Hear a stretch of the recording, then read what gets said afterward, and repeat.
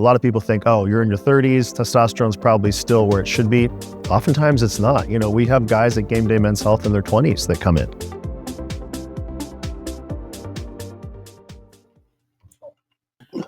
Bro, this shit needs to fucking stop. What? Do you see what we're fucking wearing right now? Yeah, I know. What the hell? What's going on? Come on, man. Oh, man, dude, I can't with you. We're not coordinating this, people, I swear. I swear to God, we're not.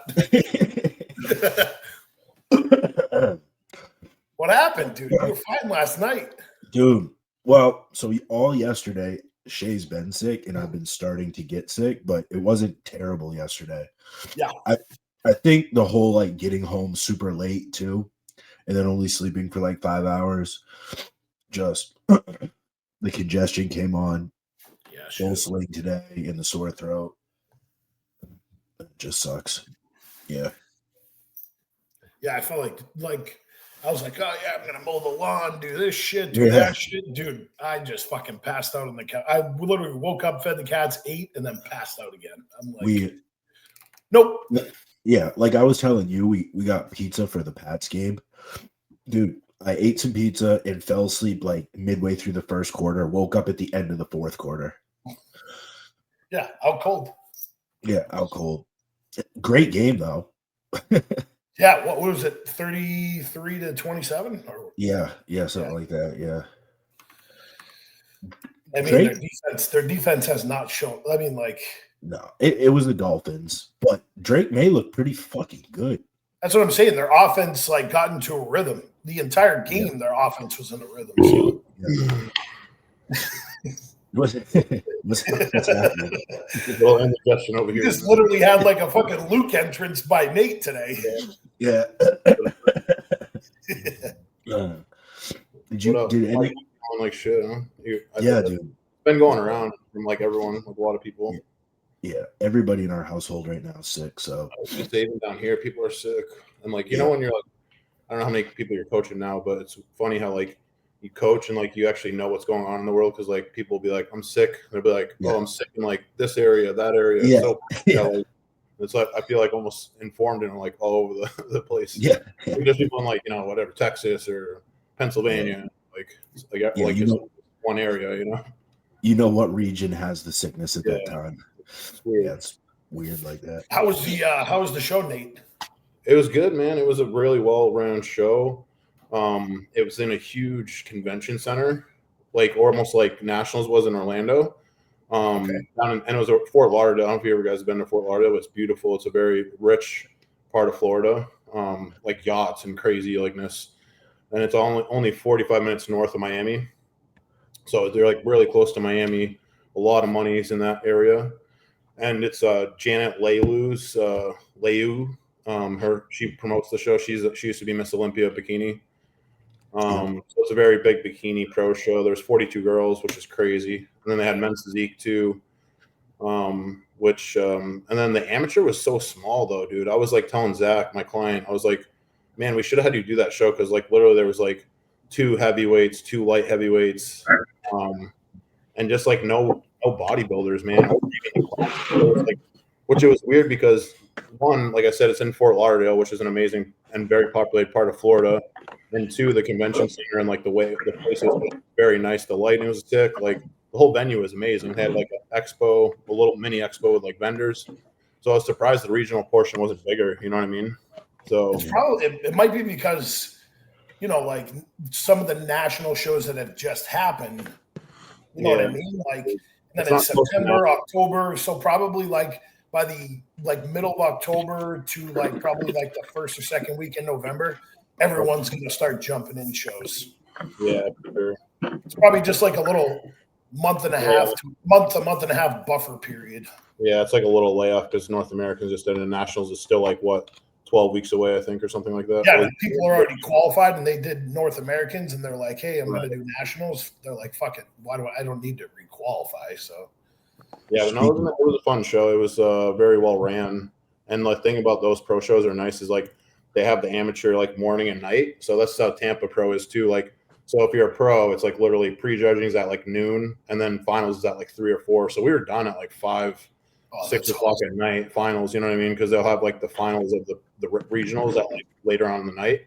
So if you're a pro, it's nice you get in and out. You know what I mean? Like you literally finish pretty sweet.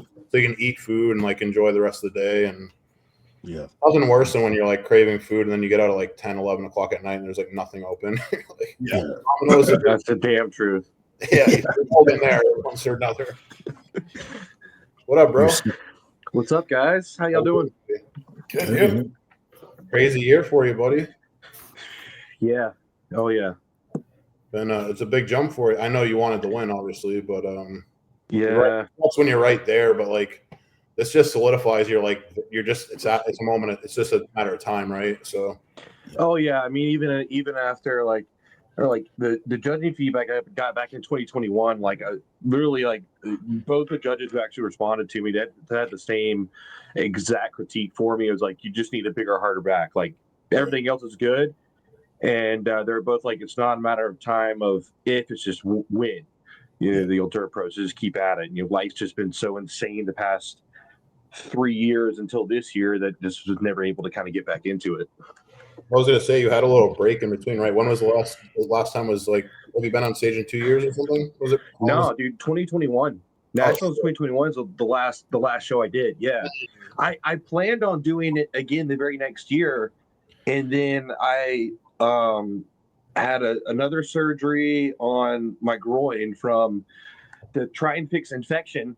Oh shit! From my adductor tear that I had in 2020. Infection from that? Yeah, so like I tore my adductor in 2020 getting ready for a powerlifting meet. Yeah. And so I tore it like a month later. I had surgery, and I just kept having issues. Like, so that's when I lived in Washington State, and I flew down to California to have the surgery because I was like the only doctor near that would actually do it, because most doctors won't do that surgery. Right. And so, you know, it kind of went well, but like a couple weeks after surgery, like I literally had a piece of tissue start poking out of the incision that was like literally like this big. It was like, yeah, the doctor's like, oh, it's just hypertrophic tissue, like just scrub at it, it'll go away. I was like, what? Yeah. Craziest thing. So like it kept on and just like it kind of like healed over. I just had like literally like it looked like a giant skin tag, but like thick, and it hurt like hell. It didn't feel good, and so like I would just deal with it every day and like deal with it through training. I was still powerlifting, and so I was like getting ready for a meet with that there, and it's like in constant pain. And then it kind of like went away and subsided, and then a few months later it came back and started oozing and shit and being really weird again. So I went to like a general surgeon. They cut it off. They're like, it should heal back and be fine because they didn't see anything else. 2 weeks later, like still wasn't good. So like he went a little bit deeper and literally he cut like a chunk about the size of like half my pinky of like tissue out of my groin completely. And just like left it open. And he's like, just want to let it heal in. And so did that, and then it was okay until about like 6 weeks before nationals in 2021, and it started oozing again. So like you'll see if you look back in those pictures, like I usually have like a Band-Aid or something, like some gauze like strapped to me, like right by my balls, pretty much. Damn. And so the February after nationals, I went and saw a different surgeon, you know, here, and like he was like, "We're gonna go as deep as I feel comfortable." You know, I've never, you know, I'm not an orthopedist, and he took out 6 inches of infected suture material. Oh, yeah, and he's like, "I think I got it all." Didn't get it all, and so literally, I dealt with it, and like it would come back and come on and come back and come on, and finally, so in 2023, I finally like it started getting really bad again that summer. Finally found another surgeon who's willing to do it. This dude was like a super experienced Army vet surgeon who actually dealt with like weird cancers and stuff. And he was like, "Yo, we got an MRI." And he's like, it showed like, he's like, you got infection going all the way down to your pelvis. He's like, hopefully that's not infected. Like, because if stuff's going wrong with the bone, that's a problem. So he went all the way down. The bone was good, but like actually one of the anchors that was supposed to be in my pelvis, he found it just floating around. Wow. Yeah, That's took great. it out and like literally like cleaned it, debrided it, like everything, and it's been great since. Yeah. But like that was like literally from October of 2020 through December of 23, I was dealing with infection back and forth in there. And when I had the last surgery on it, they sent cultures to infectious diseases and stuff to make sure like nothing was in it. And they told me, they're like, yeah, you know, these look fine. You know, we're not too worried about it, but we just want to make sure just because we see the surgery you had back in 2022, there was MRSA in there. I was like, oh shit! What? I was never told this. Yeah, like never told that at all. No one ever told me. And lady goes, really? I'm like, yeah. So like my body was fighting this infection in my groin for fucking almost 3 years. Whoa, yeah, shit. it's just wasn't able to train like lower body and shit like almost at all, and just like it was shit. That's insane. It seems like a waste of time. That's a lot of time, bro. Dude, it was a lot of time. So like, and then last year was a shit show too. Like last year we went through a bunch of legal bullshit with my wife's ex-husband, you know, him trying to, you know, fight us for custody shit, and just like him making bullshit accusations against me that got me arrested, and then ended up getting him like laughed out of the courtroom. They dismissed it. So like it was just like a year of crazy stress. And then when I was finally starting to get back into things, the fucking like Hurricane Helene hit us here in North Carolina and just destroyed everything around us here. And it was just like from when that day, it was literally working like 16 to like 17-hour days. Yeah, you guys got destroyed. Oh, dude, like it's gonna take years to rebuild everything here. Like the roads that we're working on rebuilding are insane. Is that where like Jordan Hutchinson's from too? That area? Yeah. So Jordan, his family is like from like not far from where I am now. Yeah, we used to train together a decent amount when he was living here. Now, what was your best placing when you at nationals at 21? What did you place there? 7th or 8th. Oh, okay, so this is the first time you've been like in the top mix, like 2, 3, whatever. First call out? Yeah. No, I was in first call out in 2021. I mean, that's a giant call out, though. They had like 9 of us up there. I mean, because there was like 45 or 46 guys in our class that year. But I was standing next to Jordan Janowitz for most of that call out, and then they switched me around towards the end because they worked us like fucking 5 different rounds. Yeah, that class is crazy. Yeah. But so yo, is you getting feedback from me or no? No, not right now. You're good. All right, cool. I'm in my car. I'm just driving home from the gym. So if there's feedback, let me know. I'll just pop off and pop back on when I get back. Yeah. Rance, are you doing nationals this year? Okay. Fuck yeah. So really, like, you know, me and Cameron discussed it before even finals. Like, he's like, just as a possibility, he's like, it's close. I think you're winning, and most everyone does, but just in case, do you think you do nationals? I was like, I don't know. You know, it's been a long year already, and financially, it's going to kind of depend on that too. And I had to talk to my wife and see, you know, if she's down to do it also, because it's been a long year for her and the kids too. You know, so like literally when I came off stage and like, you know, met them in the hall. You know, Cameron like literally looked directly at my wife and goes, "So, do we have your permission to do nationals?" It's like they're the first thing out of his mouth, and she was like, "Yeah, go for it." So, hell yeah, yeah. We're kind of feeding me up for a little bit right now, and then before we push back down. Yeah, I was gonna ask, what do you do? Because what's the time difference? It's like a good fucking like 12 weeks or some shit, right? We're 13 weeks out right now, like right under 13 weeks out. So what's like your approach with like how you're titrating food up and down and drugs up and down? Like, did you come all the way off? Did you kind of stay on a little something? Like, what are you doing with all that? So, you know, we completely came off all the fat burners and the whirls and stuff, like that shit, of course. And he put me on just, you know, a low dose of Tetsit and a low dose of crap, was it on Primo or Mass right now?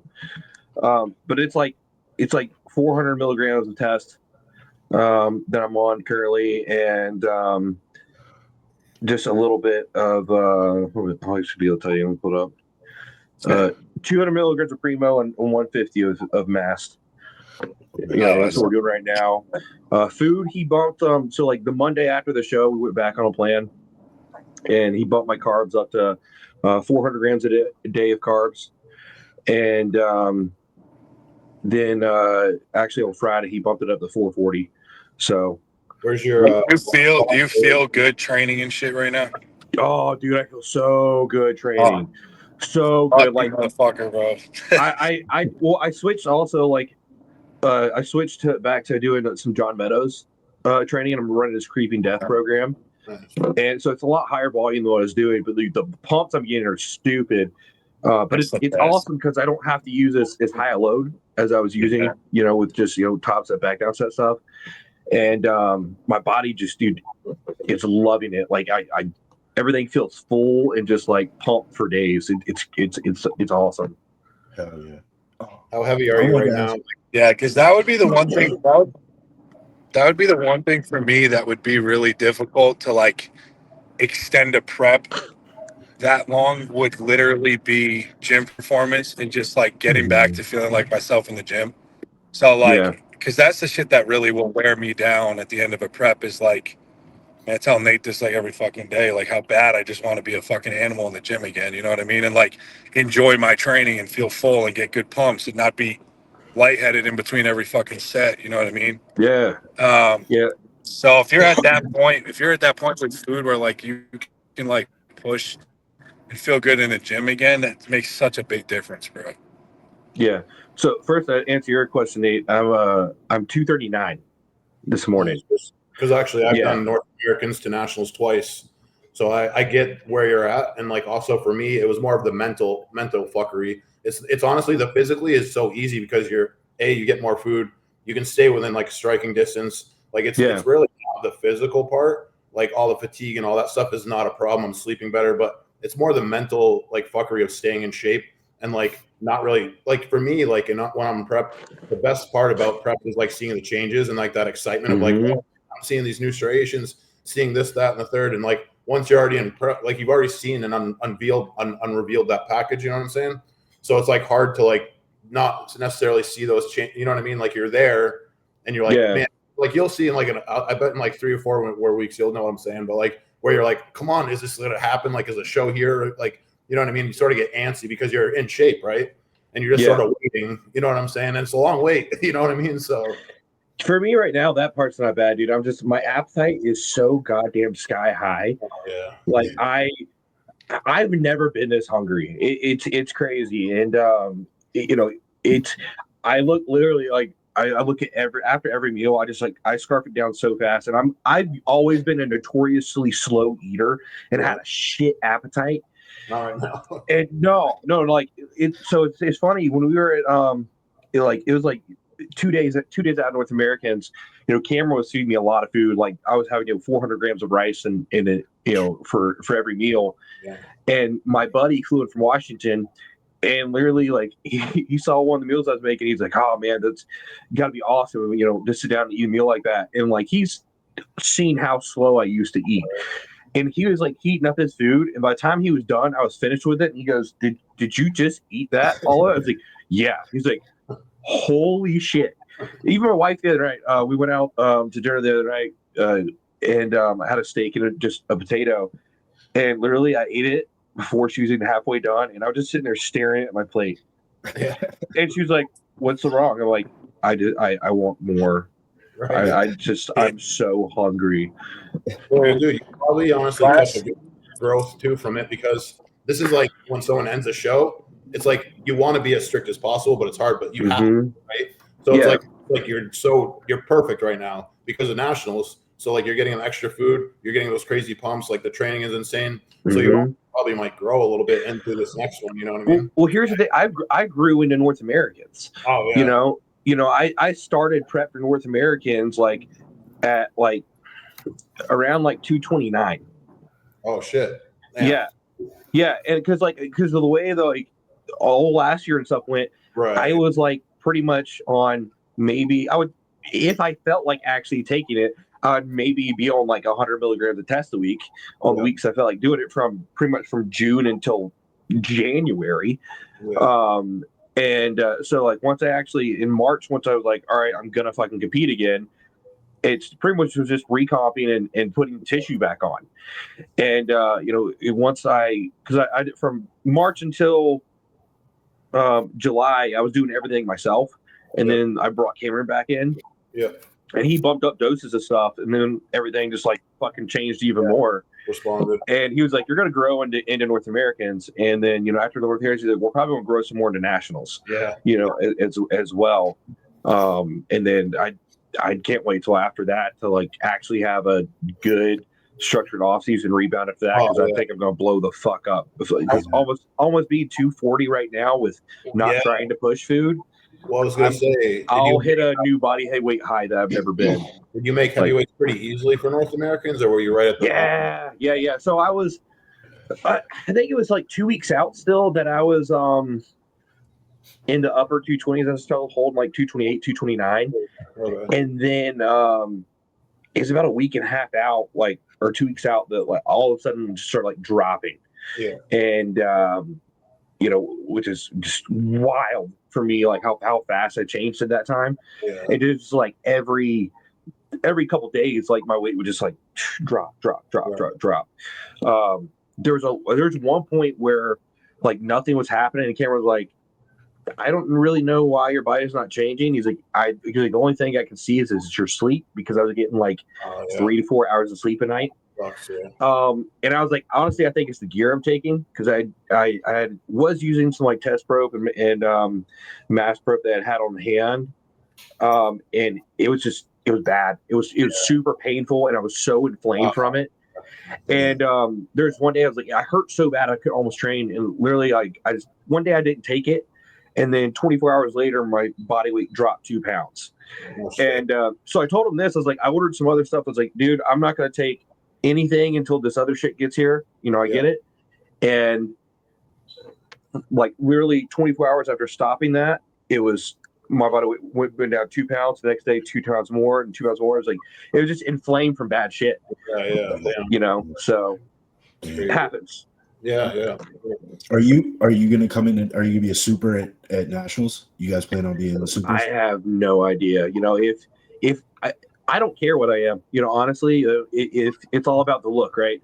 Yeah. So if we can end up being heavy and bring the same condition I did with just more fullness, like fuck it, I'll be a super. I don't really know what his plan is. His plan may be for me still just to be a heavy. I mean, I weighed in at 221. I was 218.9, I think, the morning of the show. Yeah. So it's fluctuating between 218 in the mornings and like 223 in the evenings, the days leading into it when we were carving up and stuff. And I think we could have pushed food just a little bit more than we did, because I was a bit flat for prejudging, honestly, especially in the upper body.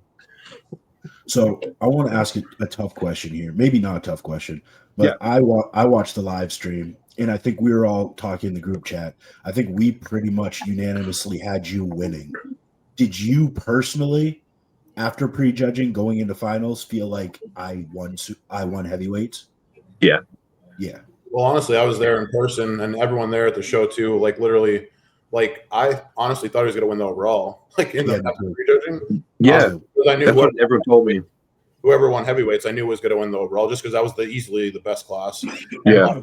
But I will say this: like, I wasn't like after they made the call, I wasn't like, oh, that's a horrible call, because I could see the guy that won has like the freaky like roundness, like the crazy arms, the crazy most muscular. But like I thought Ranson was way more complete personally, and his posing, his presentation was much better. You could tell the other guy was sort of new, and his posing was like, he had some like. It was his fucking second show ever. It's crazy. Like, right? wow! I saw him backstage, and I was like, "This is your second?" I was like, "You did the show a week and a half ago in Raleigh, didn't you?" He goes, "Yeah." I'm like, "Dude, you look wild for your first show ever." He's like, "Was it really your first show?" He goes, "Yeah." I'm like, fuck. That shit piss you off, bro. It does. I think what played into it a little bit, and it has to. We all know the more time you have like in front of a judge, the more it's easier to clean. He was judged by Bill a week and a after. Yeah. Oh. He judged the regional show. Yeah. So, it may have swayed it that way, but, the kid looked awesome. He fucking did. Yeah, you didn't lose to a slouch. Hell no. Dude, he looked fucking great, So yeah, props to him. He's got a really good fucking potential in the sport. That's I'm not saying piss you off. It's more just like, yo, we like us normal white dudes and shit. Like we like grind our ass off for fucking decade, and then some kid like picks up a dumbbell for 3 months. Just a free. Some kid picks up a dumbbell for 3 months and is like, let me put on some posing trunks and win the whole fucking show. You know what I mean? The most frustrating thing was the feedback that Bill gave me.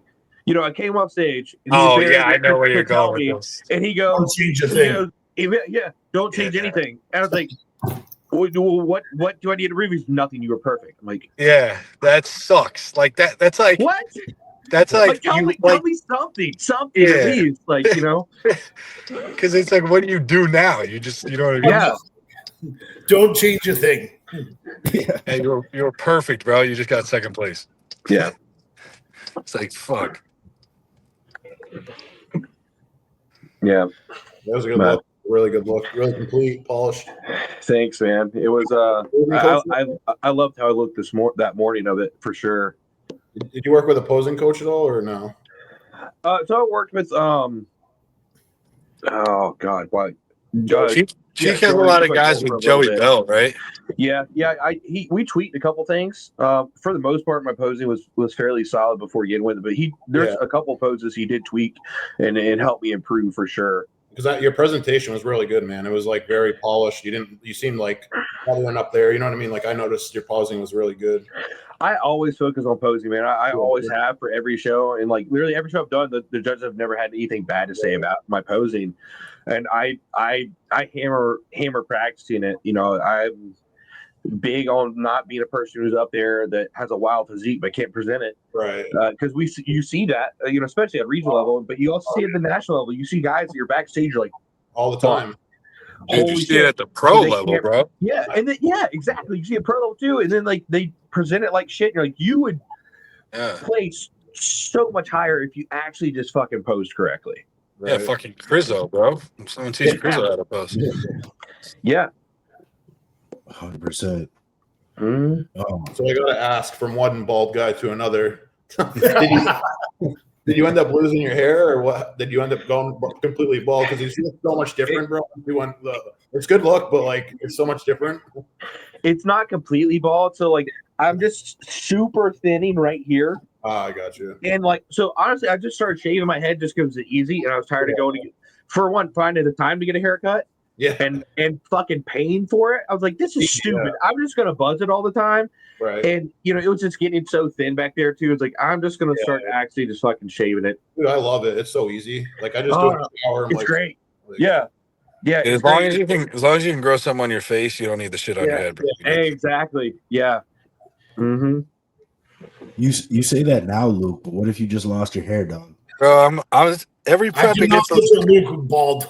Every prep it gets a little worse, and I start to fucking cross my fingers. And then it comes back a little bit in the off season, and then I get back on all the DHT, and I fucking get in the shower, and I'm like, oh shit. I'm 28, so bro, give me 35. It's gonna be good. Bro. Hey man, I'll be 35 in December. Actually, I'll turn 35 like 2 days before nationals. So yeah, so I bet you in 2021, you look at the picture of 21, my hair wasn't bad then. Yeah. So I'm telling you, 31, it was still there. I know. I'm praying my genetics get me through my career, but we'll see what happens. Yeah. Have that Jay Cutler, nice hair. Yeah. So one of the questions that I got, and you kind of glossed over it a little bit before, is I put out a little poll before, just like some questions in general. Yeah. And one of them was, what John Meadows programs have you guys used? I personally haven't, but you just said you switched to a Meadows program.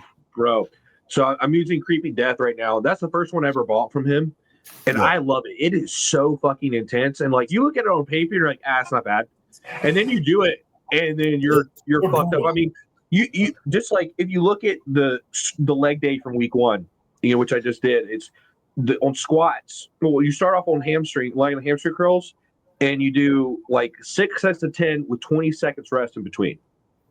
Yeah. Then you go into squats. You work up to a tough 8. And then once you found that tough 8, you use that weight for 6 sets of 6 with a 3-second negative. Damn. And 3 minutes of rest in between. Dude, like I'm telling you, my low back was like so pumped. And about 3 hours after the workout, I felt like my mid back had just been through a 4-hour workout. Like it was just Send it over. Me and Nate will run it this off season, bro. Yeah, right. Fuck yeah, I'll send it to you. Send it over. I've also done I've done Gamma Bomb. Oh, yeah. And I've never done a Mount Dark program. Ranson, did you do coffee? Sometimes. Yeah. There was those two.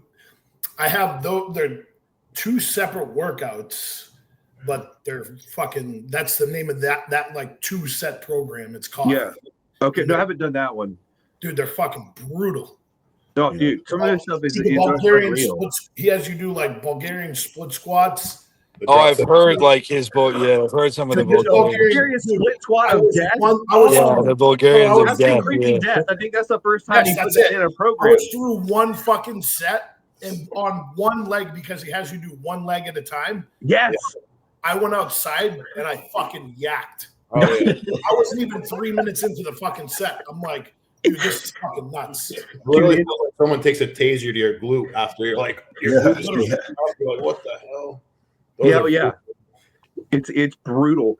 And honestly, I think doing this, like, I guarantee you, with doing this in the way I'm doing it, like, I'll have bigger, harder, deeper striations in my glutes, like, easily for nationals. Yeah. I'm looking forward to that and seeing how I change just over the next 13, 12 weeks just running this program, honestly.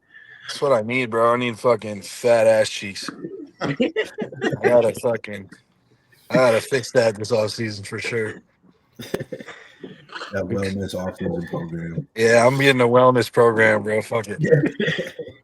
You what? 3 weeks out? Yeah, 3.5 right now. So Close, yeah, I'm close. I probably only have a little bit to come off. We're gonna the next couple of days push a little bit, but it's kind of just fine tuning. It's just a little bit on my glutes, literally, because I have no fucking muscle there. So yeah, you fucking look insane, man. It's awesome. You like. I really appreciate that. I love the look, dude. It's gonna be sick. I really appreciate that. I'm really excited to see, man, because like last year was my first national show, and I did the USA's, and I was a heavy. I'm gonna post actually a comparison. I set it up today. It's pretty crazy, but I was fucking 220 on stage last year, and this morning I was 246. Yeah, so I have a comparison of that I did from 5 days out last year where I was 218 compared to this morning at 246, and like I'm a little leaner and a little drier because I was 5 days out, but like it's pretty noticeable. So this is the first time I've I told these boys this like the other week, but like I've never had confidence really going into a show. I just kind of show up and pray. You know what I mean? Yeah. But this is the first year, just because of what people have told me, that I feel like I got a good shot at it. So dude, I'm excited, man. You've got more than a good shot, honestly. The way you're looking right now, it's going to be extremely hard to beat you. Yeah, that means a lot, bro. And that's how I felt coming to North Americans. Like it was like I was feeling good about myself going to nationals in 2021. Yeah, but coming into North Americans, like I was like, it's gonna take a lot to beat me. I have a feeling. Yeah, and that's the thing, and that's probably why you were cool with it. Was like, look, like I've told Nate this too. Like, if I show up and I take a second or even a third and I get beat by just some fucking freaks, it's like, okay, at the end of the day, that's as long as that's what it takes to knock me off, then then I know that it's just a matter of, okay, the next show, really. You know what I mean? Yeah. Whereas like if after all this shit and I'm feeling good, if I show up and get like 6th fucking place, I'm literally gonna be like, God damn it, bro. You know what I mean? So like that's the thing, is if I get beat by some dude, that some Instagram-less freak of nature that just shows up and smokes the whole show, I'm gonna be okay with that as long as I'm happy with the look, like you were, right? North Yeah. Americans. Yeah. But because now like you said, like it's just a matter of okay, you roll into nationals, now you're already a favorite. Even if that doesn't happen, you roll into Arnold Amateur and USA, whatever show you do next, you're gonna be a favorite, and then eventually you're gonna Yeah. get your cut. You know what I mean? Yeah. And I kind of want to be, if this isn't, I'm going into this like this is my show, right? It is. But It is. but Yeah. if it's not, then it's like it's just a matter of the next one, you know. So like as long Oh, as I'm absolutely. there, then I'll feel good about it. I But think being like super happy with your look and the difference of improvement you had is a huge Yeah. thing. I mean, even for me, I was 10 pounds heavier almost for this than I was in 2021. Mhm. You know, I was 211 the morning of the show in 2021. I was, Yeah. 219 for North Americans. Yeah. So, I knew there was a big improvement of tissue, and Yeah. it's weird because there's a point. It's probably like 4 or 5 weeks out. I was like, I don't think I'm gonna be ready for this. Like, you start getting the head games playing with you. Oh You don't yeah. really like know Oh where you're yeah. at. And it's just Oh the yeah. like, especially since I hadn't been on a national show in 4 years. I'm like, I don't know how I'm going to stack up with people or how I'm going to look. And I always feel like I look small anyway, all the time, Yeah, me too. and constantly. And then you see a picture of yourself like in the lineup, and you're like, oh fuck. Yeah. Yeah. All right, Well, let's that, fucking go. And then that brings your confidence like way higher. So especially like after seeing, just the pictures I saw just right after prejudging, because like Cameron showed me like one of lineup. I was like, oh, it's fucking on. Like, yeah.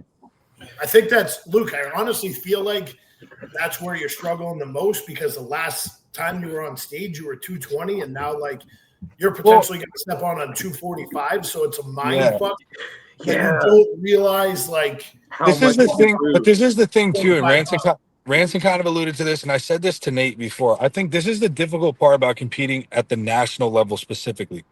At the pro level, like you, first of all, you know everyone who's competing with you, and Mhm. you know what everyone looks like more or less on stage, Sure. right? Like when you're going into these national shows, you have no idea who's going to show up. There's that black dude Nate that I've shown you, and I think Right. Bodybuilders Out Borders posted him. He's going to be a heavyweight, but he's doing the amateur Olympia. That like in some shots this guy looks like he's a fucking top pro, and then in some shots it's like kind of underwhelming, and you don't really know what anyone looks like until you're all up there in a call out getting compared, which Yeah. is like unique to the national level because like I said, at the pro level, if you know that XYZ names are showing up, you probably have an idea of who the first group is going to be, who the second group is going to be, what people are more or less going to look like. There's always a surprise or two, but like, Mhm. right? At the national level, going into these shows, like, you might try and, kind of scout out who's doing what. And you might see someone says they're 3 weeks out when you're 3 weeks out, and you're trying to figure out, okay, are they doing my show or a different show? Or, it's like this whole game. And Instagram is a fucking facade anyway. So like you don't really know what these people look like. So it's like it's just such a mind game. So like It you is. really gotta, We've all seen that's why people that look better online and don't yeah. look. Yeah. But that's Dude, why it's cool yeah. too. Like being around Nate, being around Derek, being around these pros down here, and not only having them see my pictures, but having them see me in person too. And saying that. And them being guys that have been, I mean, I'm talking about Derek Lunsford and Nate Spear, like Yeah, guys that they're not going I'm to talking about bullshit Mr. you. Olympia and guys that have been on the biggest stages in the world. Like Yeah. they know what bodybuilding is. So when they're looking at my physique and they're telling me like, yeah, it would take a really good bodybuilder for you not to win. That's where the like, okay, maybe I'm doing something here comes Oh, from. You know what I absolutely. mean? So Yeah, the mind fuck's the that's, worst part, man, because like, oh, I personally don't look that big in pictures of myself, my check-in pictures and stuff. It's yeah. it's not the same as me in person. Even Andrew Barry, at the show, like I was talking to him for a minute, he's like, "You're a lot bigger than I thought you'd be." Yeah, well, that's why because I'm 5'11", right? And I got a pretty big structure. So like I look bigger next to people Yeah, because on my own there's still room. I still got room to fill out, right? So I'm not 5'6" and I'm like compact and swollen up. Like I still have a lot of muscle to put on my frame. So when I'm taking yeah, pictures by myself or standing alone, and I don't have any freaky body parts. I'm pretty balanced. So like I kind of look just like, oh, it's pretty good. But like next to guys is where I usually shine. Uh-huh. But it's difficult, man, because it's like you never fucking know until you get there. You know what I mean? And like Yeah. even today, I had some fucking lady come up to me. This is the thing too. Like I have decent, I guess, shape or structure for a bigger dude. Mhm. So like people will tell me I have like, like classic type of lines ish. Yeah. And like I had some lady at the gym today come up to me and she was like, "How many weeks out?" And I was like, "Oh, like 3.5." And she's like, "Classic." And I was like, "You motherfucker." Bro, I was like, can I was I like, tell you? "Hey, woman." No. I was like, Chicken "Do and not balls. say that right now." I was like, "I know I'm wearing a big shirt and I'm fucking skinny, but like, hey, God, like, no. you No, know they what I say mean?" that I was because like, the classic is has turned so more mainstream. That's where people go for it. I mean, people yeah. ask me that like too. And they don't Even know. Like she didn't know what she no, was saying, and I think she no, probably meant it more as a compliment than anything else. But like yeah, when you're trying to be a super heavyweight bodybuilder, and some motherfucker says, "Oh, you're doing classic," Right. you're Bro, like, "Oh, god damn I'm it!" I'm saying that I have gotten that since 2019. Oh, From pages, from Sulios, from Bodybuilders. They're always like, I send them some shit and they'll be like, "So you're doing classic?" And I'm like, no, I'd have to cut off a whole leg to make yeah, classic. dude. dude. My pro weight cutoff is like 20 something pounds less than what I am right now. Yeah, dude, I was getting So that back in 2016. Like when I did nationals in 2016, people were like, that's one of the first years they had classic, and I had a couple people like, "Oh, you should switch to classic." I'm like, I still had like the weight cap then for yeah, my height was like 170 something. I was like, Yeah. "There's no fucking Yeah, way." yeah, yeah, Luke, the weight cap for classic, because I know it because we're the same height, is 217. yeah. I'm like, what the fuck, Fuck dude? That's no. Because champion. like You're it's like fucking, never gonna you're happen. talking 30 pounds. And it's weird because like I said, it's kind of a compliment, I guess. Like Mike, people probably say that about you because they're like, well, you got great shape, you got great Yeah. flow, you know Yeah, what I the mean? lines are The lines are awesome. good, all that kind of stuff. But I don't think they realize like when we I'm love not gay. freak, when we love freak, yeah, when we Yeah. love when we love freaky bodybuilding and being huge and we get heard like, oh, class, like fuck up. Like I don't want to hear that shit. Someone Yeah. thought classic last night. Yeah, I'm like, I don't want to hear that fucking shit. No, I Yeah, it's don't. like when I was getting into bodybuilding, in back, early years of it, people would always be like, "Oh, what do you do, CrossFit?" I'm like, "You motherfucker!" Like, Yeah. no. Yeah, it's the worst, bro. When I'm in my off season, people be like, "Oh, what are you, powerlifter, or football player?" I'm like, "No, you fucking asshole. I'm a fucking bodybuilder." And then I get in prep, and they're like, "What are you, a fucking runner?" And I'm like, "You fucking." I'm like, "Why can't I just be jacked, bro? Fuck." Yeah. Speaking of that mindset you were talking about, Luke, I was having that conversation today. The conversation when you're going in to a show and you're not like just going in to do it anymore. There's Yeah. like three things for me. It's like I become super confident because I know I've made the growth, but at Yeah. the same time, you're like, is what I'm seeing in the mirror real? Yeah. And like, is it real? Do other people see it, or am I just seeing it? Well, so Mhm. that's exactly my point. Is that's why this coming to Tampa for this prep, like moving here at the beginning of prep, I think it's been a game changer for me. Not because it's like because where I'm from in Connecticut, like everyone around me is going to tell me I'm great because no one does this and no one knows what they're There's looking no at. one up here. That's the No one problem. knows what they're looking at. So like they're No. gonna be like, oh, you're gonna win. Of course, like when I did USA's last year, everyone's like, oh, you're gonna be Mr. USA. I come back. How'd it go? 9th place. I'm like, fuck my life. You know what I mean? Yeah. So it's like down here, I'm not, and like I told you guys this before too, like I'm not like fishing for compliments. I'm not like showing everyone under the sun my pictures. Mhm. I'm like Mhm. letting people just tell me like people are surprised I'm not a pro, or people are like, oh, like even Jay Cutler, like we got that dude Lucas, the big fan of the show, right? Yeah.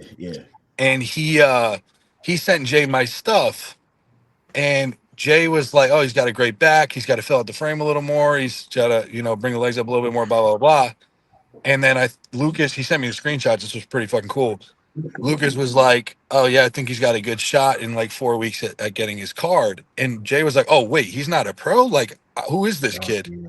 Like he thought I was getting ready for Germany, I think. Dude, that's a Yeah. good feeling right And I there. was like, Shit. yo, I was like, that's sick, And then right? he commented on your freaking And he drop. commented on my fucking picture. So I was like, Yeah. that's pretty fucking cool. That's amazing. And that's Jay fucking Cutler. Like, I'm not gonna fanboy over anyone, but I'll fanboy over Jay Cutler. So Right. like, Why you're wearing the bandana? yeah, exactly. So, but like that's the kind of shit that that matters and that like that makes you feel ready is like because you, dude, I feel so goddamn small every day right now, and you hit a pose and you're flat because you're pushing down and your biceps are non-existent and there's no pop and there's nothing and you just feel like skin and bones. But then when people tell you like, no, you're gonna get spar, you look good, or this, that, and the third, that's the kind of shit that's like, okay, all right, that makes me, I feel good about this then, you know. Yeah. But it's why environment's important, man. I think this has Yeah. been a big thing for me, and I think it's gonna propel my career after this show too. Just being down here and being around the right people. Dude, Me- man, I wish I had an environment like that here. Like it's me. I train in my garage, Yeah. 4 days out of the week. Like there's no real gyms here. I'm pretty much the only bodybuilder Just, like around. Like it's, yeah. before Jordan left, it was me and Jordan, and like we were the biggest Yeah. guys for years.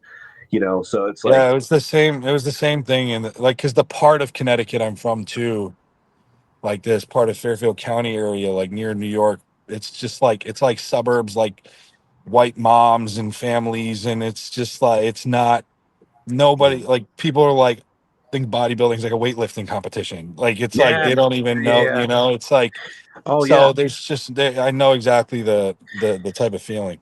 yeah. Because I have people like, oh, you don't do like bodybuilding, powerlifting, or whatever. Like I've Yeah. done both. Yeah, currently in bodybuilding. Like, so is that where you're, like flexing or like what? Yeah. Like, Exactly. Yeah. yeah. That's I'm the like, one just actually. that's it. Good job.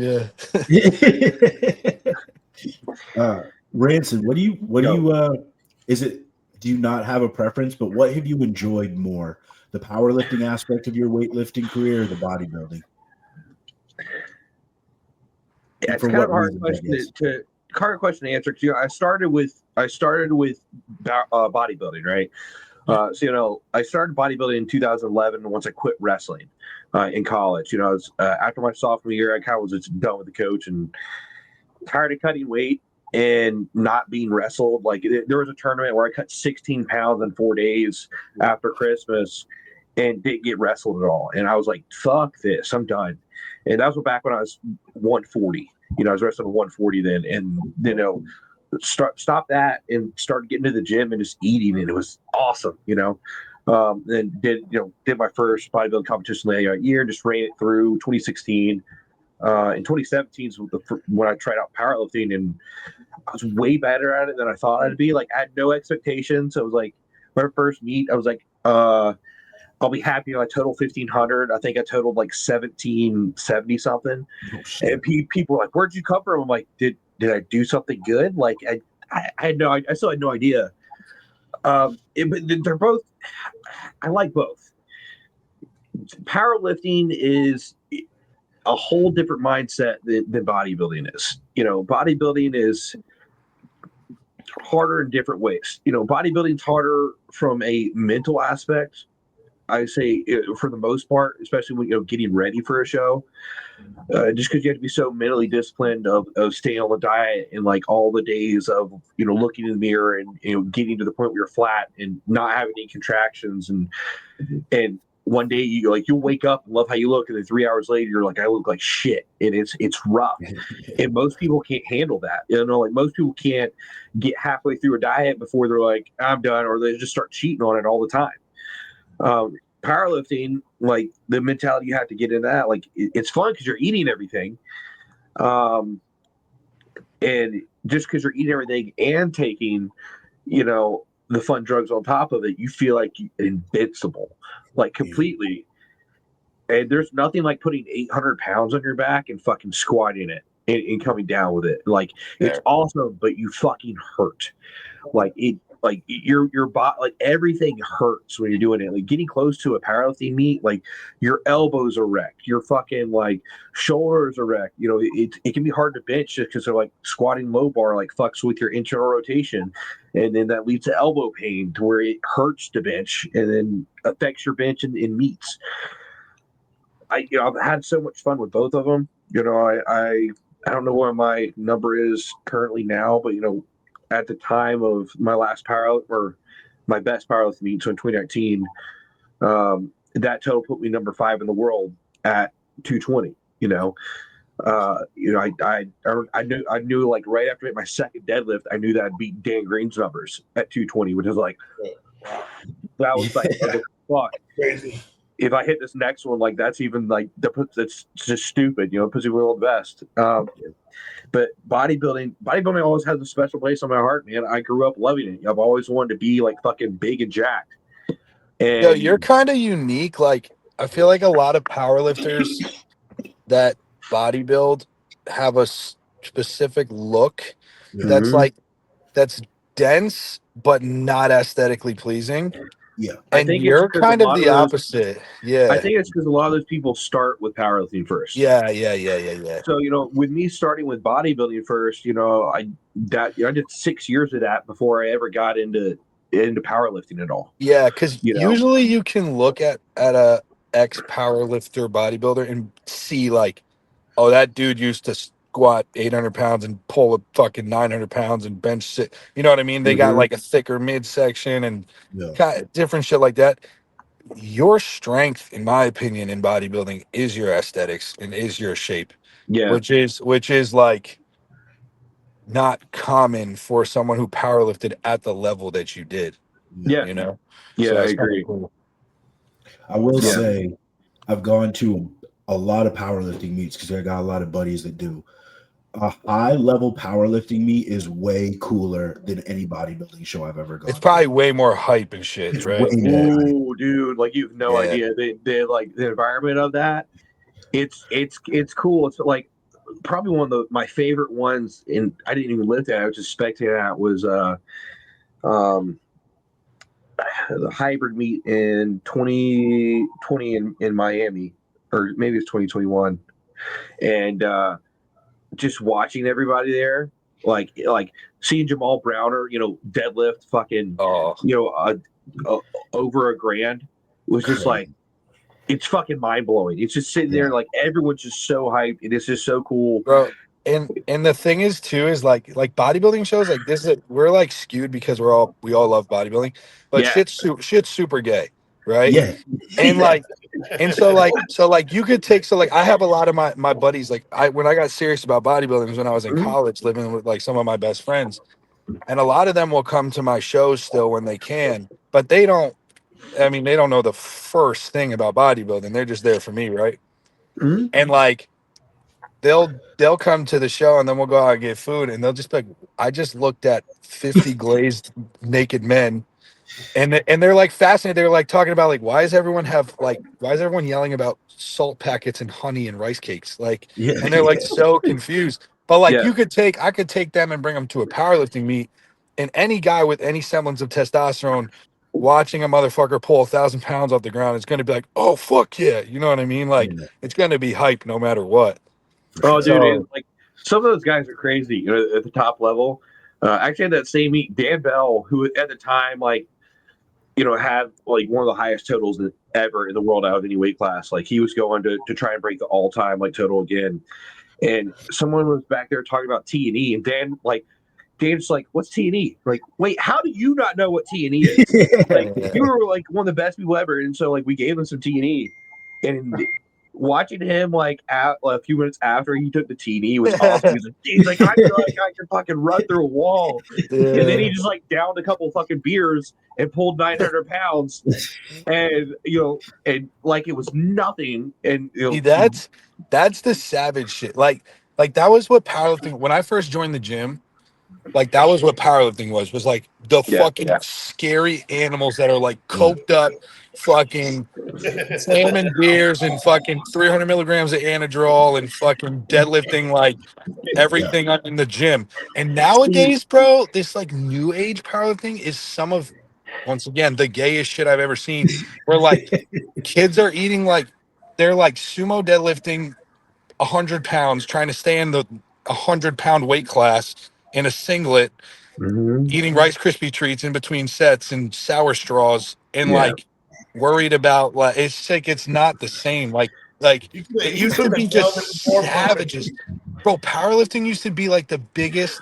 Like you would Wait, look at wait. some bearded motherfucker in the corner, and you're like, I'm staying the fuck away from him Yeah, he because was fucking scary. he's gonna fucking kill me, and then he's gonna Yeah. deadlift 900 pounds, fucked up. You know what I mean? Like, when I was getting into it, the guys I were looking up to were fucking, Dan Green, yeah,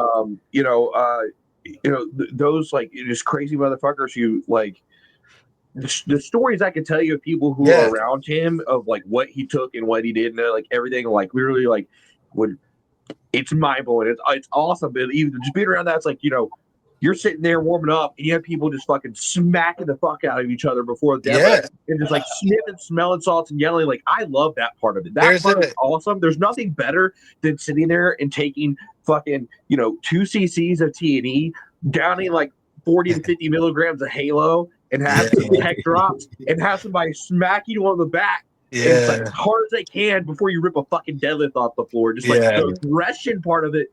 I love that. Like that part is so much fun to me. Yeah. And like that's the part of powerlifting I think I like the most, is just be like, God, fuck this, and just like it's just straight rowdy and masculinity, bro. Yeah. You don't see any of that shit anymore. Bro, there's a gym. I will really. You do sometimes, but it's rare. I'll shout them out. There's a gym where I'm from in Bridgeport, Connecticut, Hellbent Barbell. And like they're still, it's like all the savages left all train there. And like it's one of those gyms that's like it's like you got to be ready to walk in. You know what I mean? Because it's just like it's like a jungle, bro. It's like a jungle. Yeah, like not any dude could just walk up in there. They're gonna get a plate thrown at their forehead. You know what I mean? It's like you gotta be like Kurt Kowalski like type shit. Like you're like fucking SWAT rack. You got 2 minutes to get out, or this exactly. That video, that shit's dope, man. That is cool. Did any of you watch Germany? Yeah, I just saw the pictures. Yeah. I saw clips of it. I didn't watch the live stream, but like even going into it, I was like, I don't know what y'all's opinion was, but going into it, it's like Ernst is gonna win again. Yeah, I said this to Nate. I said this to Nate earlier. They both came in really sharp, but I think Ernst came in sharper than he was last week. And I mean, Quentin, he was a little. He had like an edge from where he was last week, but it just wasn't enough. It just wasn't enough. I said How this. do y'all think that Ernst is going to do in the Olympia this year? I see him in that like 10 to 12 range. This year is going to be just outside of the top 10, but I think that because he's my fucking age. I think that this kid will be fighting for a top spot at the Olympia in like 4 years. I think the shape of him and everything. Like I honestly think he might get a look this year, like to be closer in the top 10, just because how shapely he is. And if you look how shapely he is, you got some more shape guys there.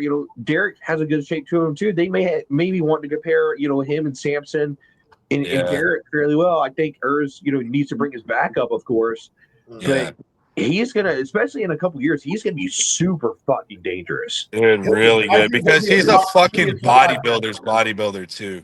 Yeah, he'll be a top 5 guy within the next 2 to 3 years. Oh yeah. That's what I'm sure. If you look at it, look what Martin did last year, and nobody even saw that shit coming. So I mean, no one. Could we sit here and like expect a better Urs in 3.5 weeks, and then all absolutely, of a sudden, who knows? He could be in that 6 to 10 range. Like we don't know. You know what I mean? You know what I want to see in the 6 to 10 range, because it'll make me want to bet.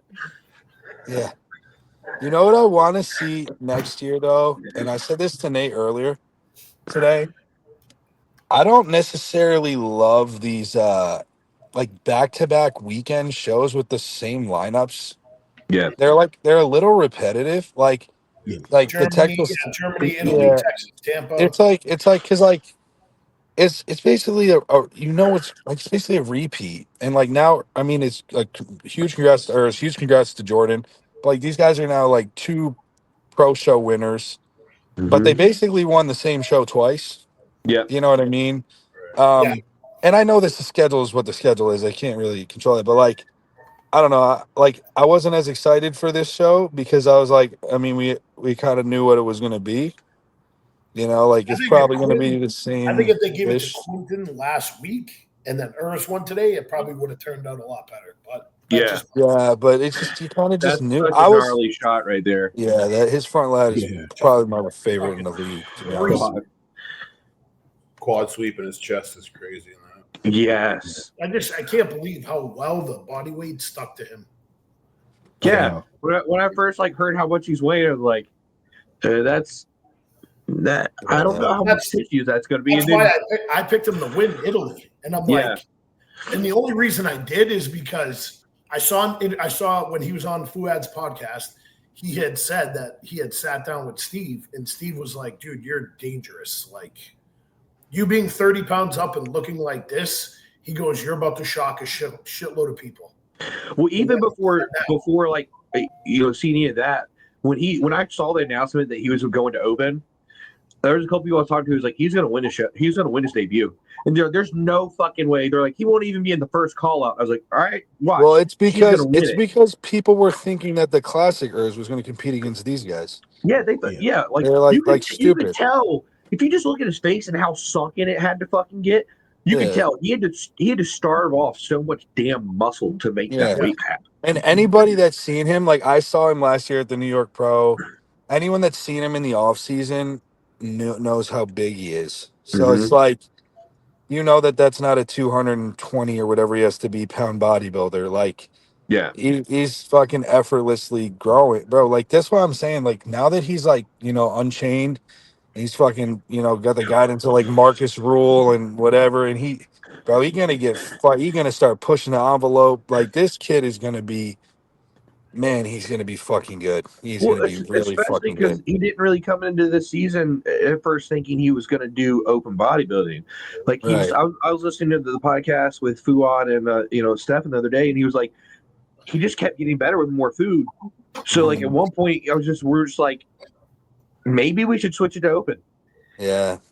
So I think that's my point though. Now, like now now he has the mindset of like, now I'm in open. That's it. Now we're going to actually fucking grow for open. Yeah, we're going to bro. This motherfucker going to hit the gas this off season and be fucking 280 next year, bro. Like what the fuck? Crazy. It's going to be awesome. Who do you guys have? Him or Jordan placing higher at the Olympia? What was that? That's a really tough one for me. Him or Jordan? Yeah, because I feel like they have similarities. They have similarities, but I just think like Urz's lower half from the back is ridiculous. It's just the back itself is really smooth to me. Like it's not detailed enough. Yeah, so I think that's where Jordan might get him. Honestly, I love Jordan to death. I think he needs a lot of work on his back as far as thickness and kind of detail goes. Also, that's his one downfall, and it's been kind of his lacking point, for a bit. But Jordan's also one of these guys who, seeing him like in a picture and stuff by himself, also doesn't do him justice. I know. He's one of those guys. Like, and I told him this when he was going into his first pro show, when the first time he hit Texas, and he was like, man, I just hope I get the first call. I'm like, dude, if you saw how wild you look, because like you're one of these guys who you don't tell how you look until you're in the lineup. And Jordan in a lineup compared to him alone is way fucking different. I really want to see them like next to each other. Jordan's just detail and like hardness everywhere. Conditioning is him and Chris have done such a phenomenal damn job of peaking, and they have that just nailed. and they both got good shape. Ertz has a They bit have better shape than him, but I think they have Jordan's going to edge similar him out just because weaknesses of like though. getting. Yeah. Yeah, I think Jordan's going to edge him out on just overall conditioning. Yeah, and I just think like thickness, like just size, like he Jordan, just seems a Jordan's way little. more dense. Yeah. Especially like you look at Jordan's legs from the front, like dude, He's got some of the best legs in IBB, to be they're honest. fucking they're so crazy and like it. Yeah. Oh, they're fucking huge. And Urs has crazy sweep, but Jordan's does too, but just a little more detail. I think it's a really close call. I lean Jordan now. Same. I lean Jordan now. I think Urs has a higher ceiling, but I lean Jordan now. I can see them getting compared. I can see them getting compared. Yeah, I think they're going to finish very close in the end. Yeah. It's going to be interesting, man. This lineup this year is so fucking stacked. It's hard to place anyone anywhere, really honestly. And I think it's going to be interesting. It's going to be really interesting. It's like I sent that fucking that most muscular that Regan posted the other day. I don't know if you saw that, Ranson, but I sent it in the group chat, and I'm like, even this shit looks crazy. And this guy's probably like I mean, I like Regan, but like realistically speaking, what's he going to be, 15th? Yeah. I mean, if he could ever actually nail conditioning, dude, that'd be one of the most dangerous fucking people in the league. Because his shape and everything looks stupid, but he always comes just off. Yeah. He's also got to just pick a coach and just stay with one guy. Yeah, I agree. Because that'll help him. But yeah, I mean, like, it's just crazy to think about. Like, we've talked about this the other day or last week or whenever we did our predictions. But, like, I mean, dude, all the way to fucking 15th, 16th place. Like I said, outside of, once again, no offense, Dorian Haywood, you're talking about fucking every fucking dude is really good. Like, yes. No slouch. Like, no slouch anywhere. I feel like just overall, for you look at every show there's been this year, there really hasn't been many shows where it's a slack lineup. No. It's been one of the best years for pro shows where everyone, like, dude, you talk like the first two call outs is like, what the fuck? They're all on. And we're getting numbers, bro. 20, 30 guys in a fucking show. Yeah, well, like Texas and Tampa, like those are fucking huge shows. Yeah, it's like last year, like last year, Detroit had what 6, 7, 8 guys, or like Nate, the year you did Vancouver when it was on its way out, there was only like less than 10 guys or something like that, right? Mm-hmm. That wasn't even a weak show. It's just the numbers wise, it's just they're just down. But this year, it's like, and this is why I say too, with Urs moving up, Keon moving up, or at least for the Prague. This is why open bodybuilding is fucking king. And this is why it always will be. And this is why it's not fucking dead. Because at the end of the day, I don't give a fuck what anybody wants to say. This is the prime time. This is the real shit. This is what everyone really wants to look like. You can sit there and say, oh, I don't want to be that big because blah, blah, blah. Like, shut the fuck up, bro. If someone sat there and said, like, okay, I'm going to put, I don't give the classic guy, I'm going to put 3 inches on your biceps. What are they going to say? No. Yeah. All those guys are so full of shit. He was like, I guarantee you, like in a few more years, some of these other classic guys are going to be going to open because they can't make the weight anymore. Exactly. And like, it's just going to be like, again, people are like, oh, classics better. No, it's not. Because then you're going to see these guys in the open and see how they change and explode and look way better, like Urs is. Yeah. Urs is leading the way with that. But all these other guys are going to come up to it too. It's going to be exciting, like next chapter of bodybuilding. Like this is what I was saying to somebody the other day. I think classic, at least at this point, because it doesn't really have an identity, has become a stepping stone to go to open. And this year has really proven that. Like guys just can't get better. You see the same shit every year, unfortunately. It's because of what I always say. You have 2 real controllables in improving your physique. Putting on more muscle and getting leaner. That's really it, right? Other than that, like, you can do things with training, but a lot of it's genetics and your execution and things. But like, to improve a physique, you can add more tissue or you can get in better shape. These guys are sucking down and as peeled as can be and can't put on an ounce of muscle. So guess what? If they're in 3rd place, they'll probably be in 3rd place next year, and maybe worse. right? And there's no, and that's why like the classic thing never appealed to me. Like I got the same comments, like I said, when I did in New York State in 2022 and I was 210 on stage, but I was like shredded. People are like, oh, you should go do nationals classic and get your pro card. And my weight cap at the time was like 212 or two something like that. I'm like, I'm basically there. I'm like, that does nothing for me because now there's no excitement. Like I can't go get bigger. Like that's not fun, bro. You know what I mean? Yeah, you would get what, like 10 pounds that you were able to be able to do once you go pro. It's like, and then you're still at the top of close to that cap anyway. So exactly. And then these motherfuckers want to talk about health, and it's like Urs was saying, it's like, how the hell is it healthy to eat fucking grass and fucking drink water for fucking 6 weeks just to make a weight, dehydrate yourself, basically be on the verge of fucking death. But you didn't have to take drugs in the off season, so you're healthier or some shit. Like it's like what? Yeah, I'm gonna jump off here, guys. Just I feel like shit. So I'll keep it run. I'll keep it running, obviously, for you guys to go on. But thanks for coming on, Ranson. I appreciate it. Yeah, brother. Anytime, man. This is fun for me. I love it. Hey, feel better, Mike. Yeah, feel better, Mike. So who do we think out of that whole classic group is going to jump into open within the next couple of years? I think Ramon's going to have to. Me and Nate talked about this a little bit today. I think there's a couple guys to me that like scream classic that I think should stay for as long as they can. Like I do think Mike should. I do think he's got a great physique, but I think he's going to run that shit up for a little bit. And I don't think he struggles that hard to make weight, from what I've heard. Somehow I don't know. I could see him staying in classic probably for the next 3 to 4 years. Yeah, he's going to run it up. I think Terrence is like the definition of classic. I love Terrence, man. I think that One Punch Naz kid is insane. Those kind of guys jump to me like, yo, you guys should fucking run up class because they don't look to struggle that much with the weight. And Logan too. Yeah, I would say Logan too. But then you got guys like Ramon, Grego, Wesley. You really think Wesley? Josema. You really think Wesley though? I do. Wesley would do really good in open. I think he would do much better in open because I think he'd fill out the way he would fill out more. I think he would look better. Like you think he would his legs trying to make classic, so I think his legs could come up a lot more. That's what I was thinking.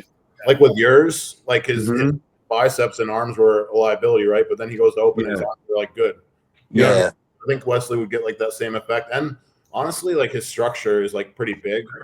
So I think if he can put on the proper size, like he could do really well too. Like this is the thing. This is the thing about it's like kind of stupid with these divisions, bro. And I understand why they're all there, but like the bodybuilding criteria is what it is. So it's like it ain't changing. And that's why people get so butthurt. Then it becomes this like subjective argument of like what's more classic, but like how do you even quantify that? Because at the end of the day, it's like muscularity, symmetry, conditioning, these kind of like measurable variables.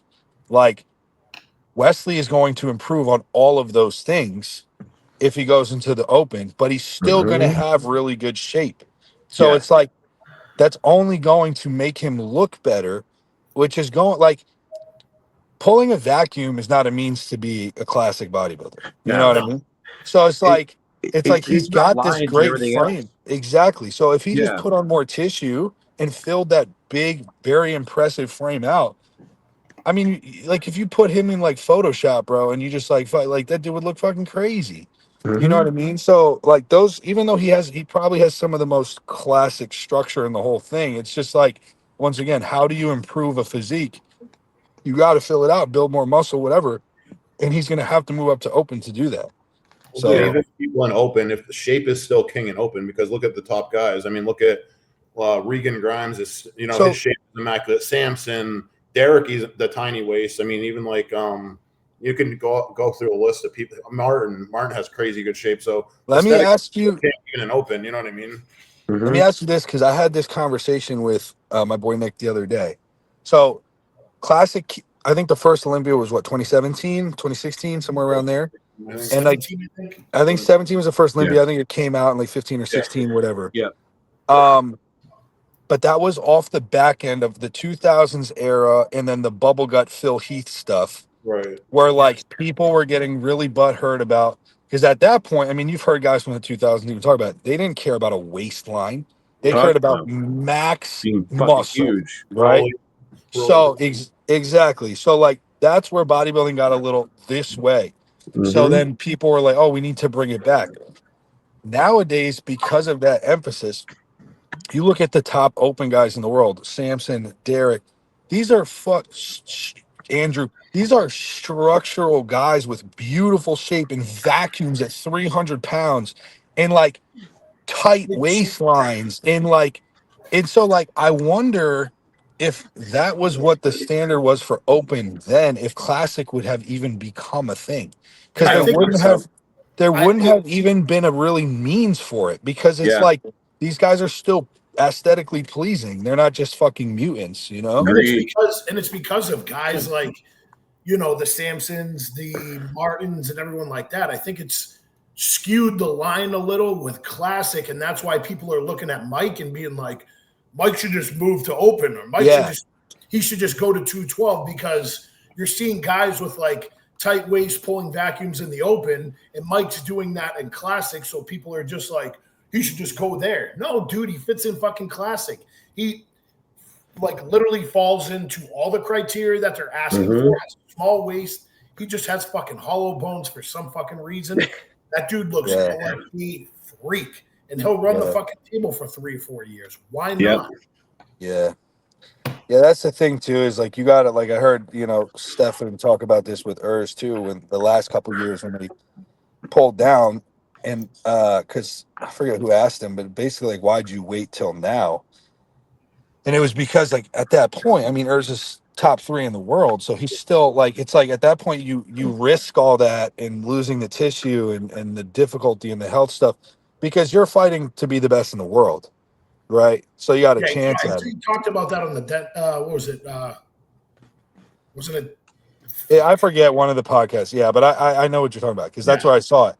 But like, and then it got to a point where this year where it's like, okay, it's just not even feasible. So now you move up. So like Mike's in classic getting there, dude. He's going to win Classic Olympia for the next, I don't know, probably a little foreseeable future here, in my opinion. However long he wants to, honestly. Yeah. So it's like at that point, it's like, it's kind of like what Keon says. Like Keon's openly said, I'm gonna move to the open, but I'm gonna run it up in 212 a little bit and collect my paychecks and collect a couple Olympias, and then people are popping their fucking cherry because he's jumping in Prague right after the Olympia, and it's like, he might get qualified, but he's also said that he, like you just said, he wants to run the table a little bit in fucking 212. Yeah, exactly. Dude, from what I understand, wasn't he like he was only fucking 203 or 204 last year? Yeah, that's the fucked up part. Dude, talk about someone with fucking hollow bones. Yeah, Keon's got goddamn hollow bones, man. Like I literally like seeing him in. I saw when I was working out in Dallas for a bit, like the other year, like literally seeing him at Destination. And I'm saying like how, like he was talking about how much he weighed. Right there, he was like, he told someone he was like 216. I'm looking at this motherfucker going, how are you 216 right now? The heaviest, no damn way. The heaviest he gets in his offseason is like 225, 230. That's insane. Yeah, that's insane. That's why people. I heard someone say something. He does not eat off fucking plan. He had said that like over the last 2 years, he's only had like one cheat meal over that fucking year. Like, he used to. Like that's what I'm saying is like he used to, bro, and that's why I've talked about this several times. Is he has found the perfect fucking scenario with his wife and his Patrick and Vegas, where this motherfucker is as locked in as you can be. And now that he's gotten to the top of the sport, he's hungry for more, and he's not letting off the fucking gas, which is dangerous. But dude, like, I mean, people are like, I heard someone like, oh, well, in Prague, he's going to come in so big because he won't have to make 212. I'm like, dude, the guy doesn't have to make 212. He still has 10 pounds to go in his 212 cap. Yeah. I'm like, it's fucking nuts. Maybe he comes into Prague weighing like fucking 210. Yeah. But like, the dude could win. The dude could, at 205, the guy could be top 5 this year in the world. It doesn't even, his weight does not matter. It's what he's bringing. Like, visually, it's what he's bringing. So I've said insane. this. I've said this before. As he stands right now, in my opinion, he has a top 5 physique of all time as far as like perfection. Like, I I think agree. all four of like, us agree on that one. Yeah, dude, I don't think without you a could doubt. name another 4 or 5 guys that have a more perfect physique in the history of the sport than he does right now, and it's No, only going to get better. He's Yeah. probably he's my favorite guy by far. It's Well, you know what's insane. funny with, like the talk of Keon and like yours is like when these older generational guys are like, "Oh, this era is the best. This era is the best." Blah blah blah. But dude, think about all these guys in classic and men's physique, and I think know. about if we had all in one pool, bro. How crazy open would be. I know.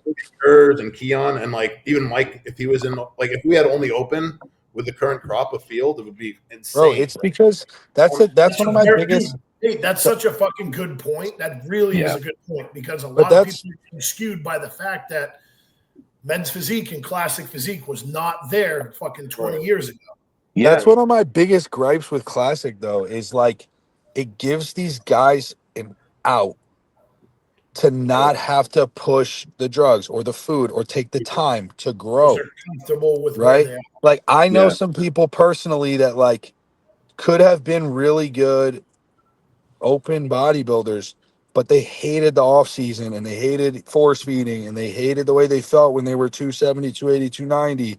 So they're like, you know what? I'll just chill a little more in my off season and then prep hard and do classic.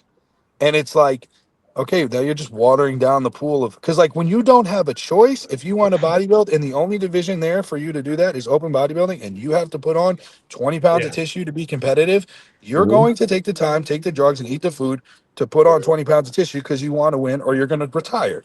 But it also proves a point where you got what fucking 18 to 20 guys that are qualified in the open, and you got 75 that are qualified in classic and then men's physique. Yeah. Yeah, it's nuts.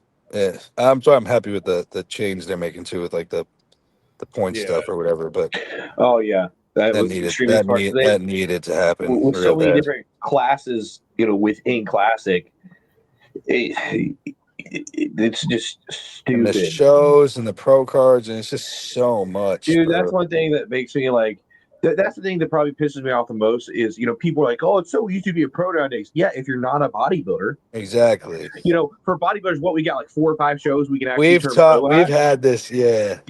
And most of them, like there's nationals the only because one you where start you get no, 2 pro cards right. out. And North Americans only top 4 get it. That's it. I think the amateur. Because top junior 3. USAs they don't do it. Junior USAs and junior nationals, bodybuilding is the only division that doesn't get it. And the other divisions gave out 2. Yeah. Like, why do you give out 2 in each class? In bodybuilding, you're not going to grant that 2 for some fucking reason. Yeah, we've gone on our rants on here before about that because then you get your second place men's physique pro that's got a IBB Pro sticker on his backpack and IBB Pro this and IBB Pro, and you're like. And then people will look at them and look at me or you, Ranson, or Brendan, like, even, dude, and like, yo, we're not pros. Not pro yet? Like, no, motherfucker. Because you know what? I'm a bodybuilder. That's why. And it's way fucking harder to do. Anybody knows, man. Anyone that really is worth the shit knows. You know what I'm saying? Yeah. That's why I said, I'll take this to the grave. Example. How many national shows did Nate have to do before he fucking got his pro card? Like, he put his time in, his effort in, and fucking went up against all the big motherfuckers and all those. Yeah. Well, that's why bodybuilding, like I said, is always going to be king, man. Like it don't matter. And like the thing about being a professional bodybuilder versus one of these other pros is like we've talked about before. When you're walking around, people will know. Right. Oh yeah. You don't have to tell people. You don't have to wear stickers and clothes. Like people will know, oh, you're a fucking bodybuilder. You're a pro something, right? Like people will ask you when you got your pro card and when you did this and when you did. You don't have to fucking tell everybody under the fucking sun, which these other people have to do because they barely look like they lift when they put a t-shirt on. Yeah. You know what I mean? So we got a couple of questions that we threw some questions out and we haven't done questions in a while, so I'm gonna throw some out there. J Cloud says favorite to train and hardest to grow. Muscle group? Yeah. Favorite to train legs. Favorite to train for me is probably chest. I've just always loved chest. Yeah. Hardest Always to loved grow, chest. my fucking arms. Yeah. Arms fucking suck. Yeah, I would say arms and legs for me. Limbs. Yeah, I'd say for me, it's favorite to train, legs.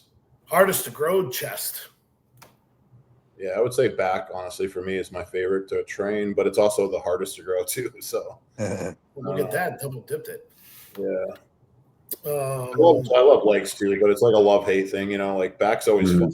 There's so much to do with it. Like you can do so many variations of back and so many machines, and you could train lats or you want to do more rows, and you know what I mean? So the thing about legs. Does Derek have like a good setup for legs and back? Oh, bro, he's got everything, bro. Oh. So nice. It's so great. nice. Everything But probably is like feels so fucking smooth. It doesn't hurt on your machine. Bro, it's insane. You actually bro. feel like all the muscle mind connection shit. It's like, insane. What the fuck, dude? But the thing about legs is like, for me at least, is it's phases. It's like when you're feeling really good, you love training legs because you're an animal and you're going crazy. Yeah. But at a You certain fucking point, hate it right now. At a certain point, dude, I just did like fucking suck ass. When you're 4 weeks out from a show, yeah, dude, like legs is it's so hard to get through. Yeah, it's hard to just stand up, let alone fucking try to squat something. You know what I mean? Dude, like it's hard to even fucking hold a conversation half the time when you're that close to a show. You know, you don't want to talk. I know. So like, the thing is with legs, like, because if you train hard, it's fun when you're like in that mode, but then when you're there's a lot of fucking nerves that go into it, and like, oh, I really don't want to do this shit right now because it's fucking hard. So like, I go through phases with legs where I'm like, oh, I'm loving leg training, and then I'm hating it. Yeah, but it's also the body part I have to bring up the most. So I train it like once every 3 or 4 days. So I'm pretty like, I get over it. Pretty. I'm like, fuck this. Do you split quads and hams? I bias some, but I do full leg days each time. But like one I might do like three quad, 2 ham moves, and then one might be 3 ham, 2 quad moves, something like that. But that's usually how I set it up. Next question: how do you eat on rest days? I just cut my carbs in half. That's all I do. My rest days, the only thing that changes is I don't have an intra-workout carb. So like, of course, that's so it's 40 grams of carbs that I don't get. Cameron just has me do 25 grams of almond butter added to my last meal instead. Okay. I would say for me, like 30% less carbs and like a little bit extra fat, not by much, but fats go up a little bit, carbs go down like 30-40% from training day, I would say. Yeah, I'm like, so with me, I've usually like carb cycled through an off season, but I'm just like experimenting this off season, and I'm staying at one diet. I'm trying to fill up as much as I can and pack on the pounds, and it's working the way it is right now. So as the old saying goes, if something's not broken, I'm not going to try and fix it. You know what I mean? So I'm just going to keep it like that. But obviously, if I was off cycle and I was in either in a health phase or in prep, probably the carb cycle is going to be coming into play, obviously. And I'm sure like Luke and Ranson, you guys are probably on a carb cycle too. Like you guys were just talking about, you have your higher days, you have your lower days. Like, but right now, mine doesn't really change that much, honestly. Like Cameron is like, he's had me like through the whole prep north areas. My dad was the same. The only thing that changed was a very slight difference of just no intra-workout carb. Nothing else. So I was at like 275 grams of carbs on training days. And it was like maybe like 230 on non-training days. Yeah.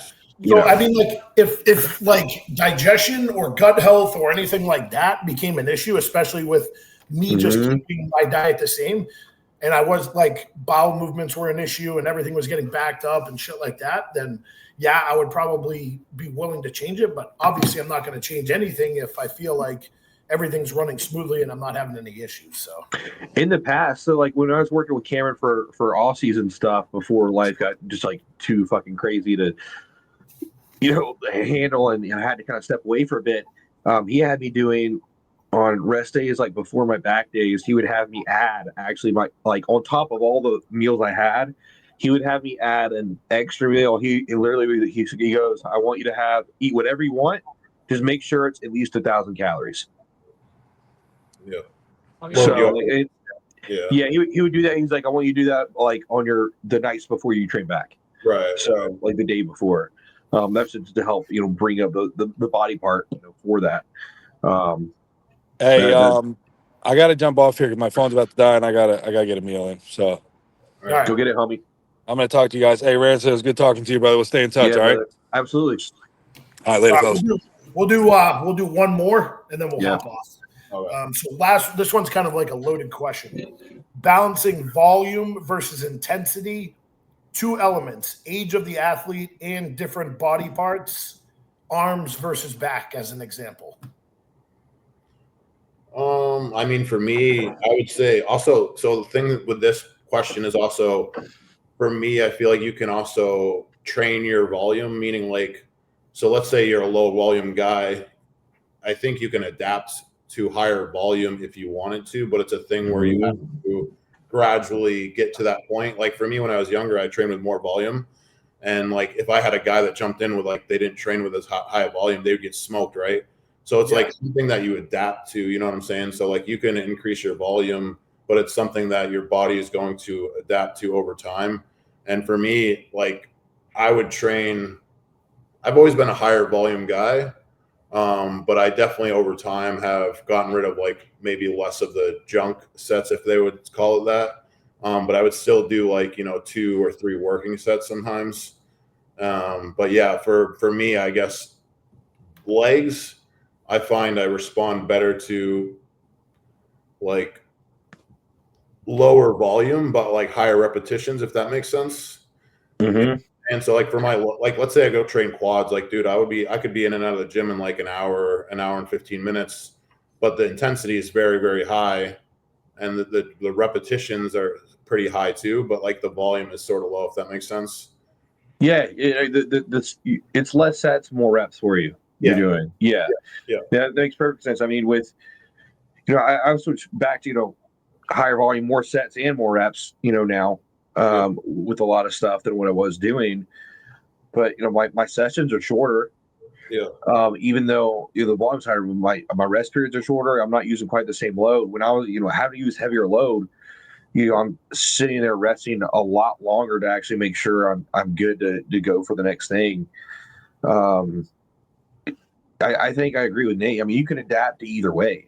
Most people, I wouldn't suggest, like if you're going from a low volume to a higher volume, most people I would probably suggest not to jump right into it. I'm too stubborn to not do that, so I just fucking dive head first and know that the first at least week is probably going to be absolutely brutal, and I'm going to feel super weak and super out of shape, and I'm going to be sore as shit from it. But I think age plays a lot of a factor. Just all your recovery aspects have to be spot on. Right. Your sleep, your nutrition, especially, have to be there to be able to adapt to it. So if those are in place, I think you can kind of switch back and forth however you want, but you have to make sure that's actually in place. Which, let's face it, a lot of people they don't. They're a lot of people are always slacking on either their nutrition or their sleep or one of their other recovery aspects. They don't. They try to either just focus on just their training or maybe just their nutrition. Like a lot of people don't focus on everything.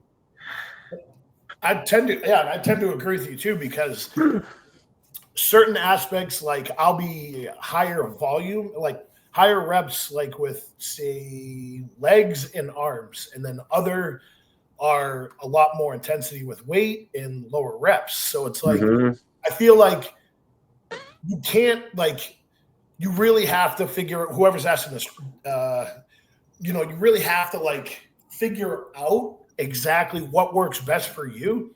I don't think you should necessarily be like, hey, higher reps works for this body part, I'm just going to do it for everything. I think you have to like kind of mess with it and figure it out and what works well for you. Like if you're doing heavier weight and you're doing like you're doing cable rows and you're doing heavier weight and you're not feeling any contraction, but then all of a sudden you drop the weight, like say even 40 or 50 pounds, and now you up the rep range and you're feeling more connection in your back, what do you think is going to grow you? I think that's where a lot of people go wrong with their training is they'll pick one modality and they'll stick with it for absolutely everything for sometimes years on end without even trying to switch it.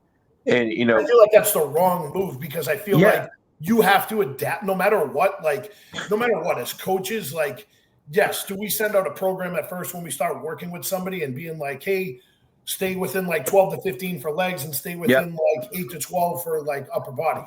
Yeah, but I can't control what you feel. So you need to be able to feel it, and then we can make adjustments based upon that. Yeah. And you also as an individual definitely need to try it out and see exactly what works. You can still kind of do, you know, the technique and the form exactly the same, just change the weight and change the rep move, like how many reps you're doing.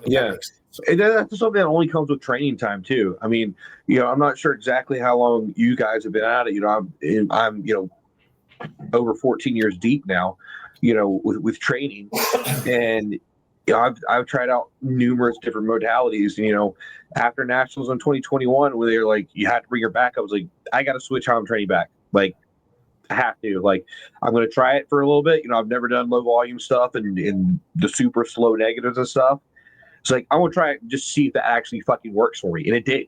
You know, my back, my back blew up.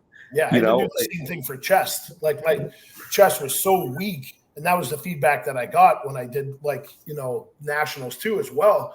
And I just changed every aspect of it. I started slowing things down. I literally dropped weight to like baby weight to like start. And that's a fucking muscle mind connection. And then I can build off that and move the weight up. And I think that's where a lot of people struggle. And it doesn't matter what category you're in. Yeah, they don't want to feel weak. If you have a lagging body part and you're not focusing on that, you're doing it wrong.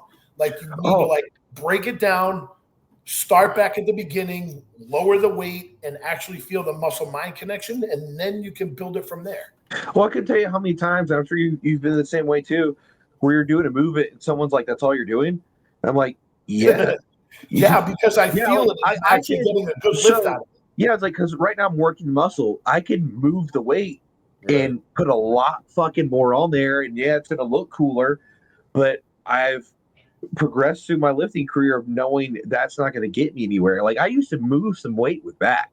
Like, you know, but before I changed it, and when I fucking changed it to more the progressive overload style, the amount that I had to back down, like the first like month and a half, I felt like the biggest bitch ever because like, this sucks. Like, I'm not using hardly any weight. It was one of those things I had to just keep telling myself. It's like, it's gonna be worth it. Like, just, you're gonna get stronger. Just stay with it. Your back's on change, and I did, and I got really, really strong that way too.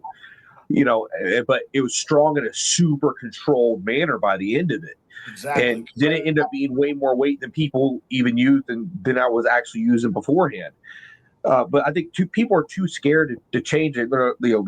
They may only get it like 2, maybe 3 weeks, and then for some reason, like, oh, it's not changing. No, like, if you're going to change your training style and see if it works, you need months to see a difference. Like, it's not going to happen in a couple of weeks. If it doesn't happen within like 12 weeks, okay, then you need to like communicate to whoever you're working with and just try and like buckle down on it and figure it out. You know what I mean? Like, yeah, but you're going to have to give at least like 3 months usually to see, to really notice something different in a lot of body parts. Right. Where it's like, Ranson, I'm not sure if I'm speaking for you on this, but if you're doing like barbell back rows at 315 and you're just like rowing it, you're not feeling it. And then all of a sudden you're like, let me drop it down to like 250. Let me drop it down to 225 and let's see if I can actually feel it. And holy shit, this is drastically different. I had to do the same thing with incline press. Yeah, I mean, when I came back to bodybuilding, you know, I'm someone who's sitting here, you know, deadlifting, you know, close to 800 pounds, right? And, you know, I could row quite a bit of weight if I wanted to. But, you know, after Nationals 21, we're like, hey, you got to get a bigger back, you know, harder back. I was like, all right, I'm going to change it out, slow it down. I was barbell rowing with 185 for sets of 10 and like more controlled. And it was the fucking hardest thing I've ever done. Yeah. You know, doing that way, because I was doing it correctly and actually squeezing the muscle. I was like, I can move so much more weight and I feel just so stupid doing this, because then you'd see like someone else come after it. Some young kid or like just trying to like swing his dick and loading up like 275 over there and just moving it, but like his whole body's moving. He looks like he's going to break himself in half, and he's almost like standing. Yeah, he's standing upright, and it looks like he's doing a. Yeah, he's standing upright, and just kind of move. You're like, your back is not getting activation at all there. So I mean, like that's the biggest problem. I mean, like especially like if you came from powerlifting, you know what I mean? Like a lot of people struggle with walking into the gym, especially if they're new at bodybuilding and they just can't let go of the ego. Oh, dude, it's the same with powerlifting too. Like I have clients because I coach powerlifting stuff too still, and I will put my clients like when they're not getting ready for meet, I will put them all on away from the main movements. Like I won't give them a regular squat, bench, or deadlift, and if I do, it's like the fourth movement in the program, because the big thing with powerlifters is they're fucking lazy as shit. Yeah, you can pre-exhaust them, and then by the time they get to that movement, it's not as much weight. Yeah, well, that's why I do it, but it's mostly also too because powerlifters are fucking lazy, and a lot of them want to do just their squat, bench, or deadlift, and they'll do that as their main movement, and they'll complete like once they're done with that, they will put zero effort into accessory work, and that's what's going to get you stronger and actually improve the weaknesses that help improve that main lift. So what I'll do is I'll program it with more of a bodybuilding style, and like, dude, I hammer people with negatives and slow eccentric work on accessory work in powerlifting, and like then I'll flip the switch, and then like 8 weeks out from meet, I'll switch it around to okay, now we're putting the big three at the start of the program now, and all of a sudden they're like, holy shit, like my like bench has exploded. I've never been this strong with them. Like, It's because you actually put the work in to build muscle tissue instead of just moving a barbell. Yeah, so you're changing it up. Mm-hmm. We only got one more. We got one more question. That's it. Upright rows or front raises? Front raises. Yeah, I agree. I never really felt upright rows. I thought they were sort of a waste of time. They always bother my shoulders or wrists too. That's what I was just going to say. I feel like anytime I've done an upright row, I walk out of there and I'm like, man, I feel a pinch in my fucking rotator cuff. Like, yeah. Speaking of John Meadows, I do a lot of 6 ways in my programs with people, like whatever. Yeah, those are sick. 10 pounds still smokes me. Oh yeah, crazy, bro. Or like the wall spiders with the spider crawls with the band. The spider crawls with the band. Holy fuck, dude, those things burn. Yeah. Time you're on that last set, damn. There's another movement I don't know if you'll ever heard of, but like it's really good and it'll brutalize you too. It's a prone Cuban press. I don't know if you're familiar with that. No. So you got to try it because you're going to both feel probably like a complete bitch with this too. The first time I tried it, I did too. Like I was literally using 2.5 pounds and like what? Because I tried a 10 at first. And like no. So take a slight incline bench, lay down at chest first. And so your arms down here with a dumbbell, bring it up, and then press it outward. Ooh. And while keep your external rotation here, and bring it back and then down. While lay face down, dude, it's fucking rough. You're probably doing it with like what, 5 to 10 pound dumbbells. That's 2.5 to 5 pounds. Yeah, that's what I was thinking. Yeah. I was thinking, I'm like, that's probably only something you're doing with 5 pounds max. Yeah.